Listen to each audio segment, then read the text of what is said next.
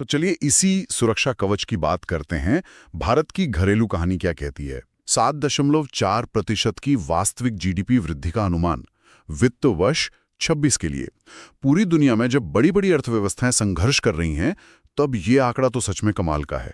इसके पीछे की असली वजह क्या है? क्या ये सिर्फ एक अच्छी किस्मत है या कुछ बुनियादी बदलाव हुए हैं? नहीं, ये किस्मत नहीं, बल्कि सोची समझी रणनीति का नतीजा है।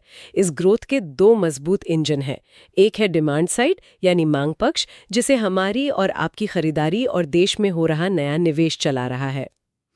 और दूसरा है सप्लाई साइड यानी आपूर्ति पक्ष, जिसे मैन्युफैक्चरिंग और सर्विस सेक्टर खींच रहे हैं। चलिए पहले डिमांड वाले इंजन पर फोकस करते हैं, यानी हम और आप जो सामान और सेवाओं पर खर्च कर रहे हैं उस पर। सर्वे कहता है कि इसमें जबरदस्त उछाल आया है। हाँ, जिसे तकनीकी भाषा में प्राइवेट फाइनल कंजम्पशन एक्सपेंडिचर यानी PFCE कहते हैं। उसमें वित्तीय वर्ष 26 की पहली छमाही में शानदार ग्रोथ दिखी है। ये हमारी जीडीपी का एक बहुत बड़ा हिस्सा है। सही है। और जब लोग खर्च करते हैं तो इकोनॉमी का पहिया तेजी से घूमता है।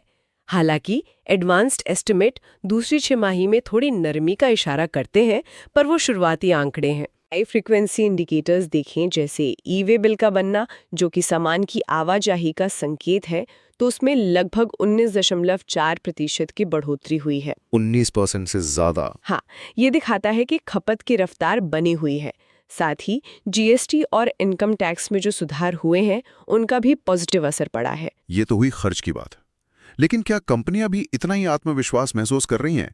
क्या वो नए कारखाने लगाने और विस्तार करने में निवेश कर रही हैं? क्योंकि असली और टिकाऊ ग्रोथ तो वहीं से आएगी। बहुत अच्छा सवाल है, और इसका जवाब है हाँ। निवेश, जिसे हम ग्रॉस फिक्स्ड कैपिटल फॉर्मेशन या GSCF कहते हैं, उसमें भी मजबूत ग्रोथ बनी हुई है। इसका एक बड़ा क्रेडिट सरकार के लगातार बढ़ते कैपिटल एक्सपेंडिचर को जाता है। सरकार सड़कें, पोर्ट्स, रेलवे पर जो भारी खर्च कर रही है, वो प्राइवेट इन्वेस्टमेंट को भी खींच रहा है। अच्छा, वो क्राउडिंग इन इफेक्ट जिसकी बात होती है। एग्जैक्टली, बिल्कुल वही। ये कैपिटल एक्सपेंडिचर वाला पॉइंट बहुत महत्वपूर्ण लगता है भी। यूपीएससी ने 2021 में कैपिटल और रेवेन्यू बजट के अंतर पर सवाल पूछा था।